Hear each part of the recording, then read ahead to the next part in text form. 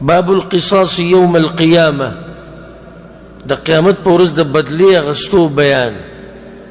حدیث راوړی دا عبد الله بن مسعود رضی الله عنه پیغمبر صلی الله علیه وسلم وی اول ما يقضى بين الناس بالدماء، د خلکو په منځ کې چې به اولنی فیصله شروع کیږي هغه به د څه په باره کې؟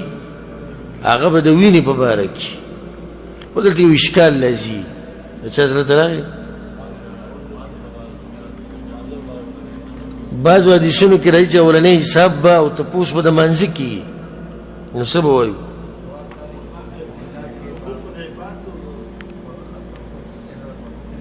عباد کې حقوق الله کې د منځه، دغه جواب دی.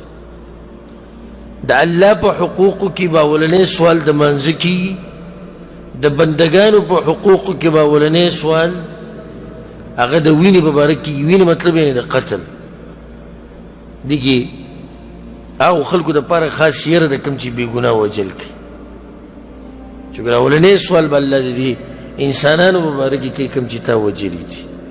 حدیث راوړی دی ابو هريره رضی الله عنه پیغمبر صلی الله علیه وسلم وی من كانت عنده مظلمة لأخيه فليتحلله منها، کچا چې ته خپل ورور باندې څه ظلم کړی، څه مال یې خوړلی، څه زیاتی ورسره کړی، نو معافي دې ترې وغواړي.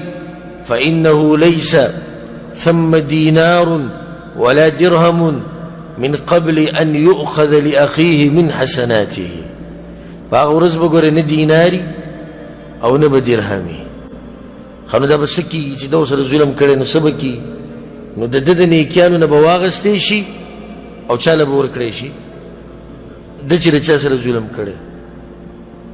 او په دې خبره خو ونه درېده که فإن لم يكن له حسنات، نو که د ده د نیکیانې نه نو بیا به څه کېږي؟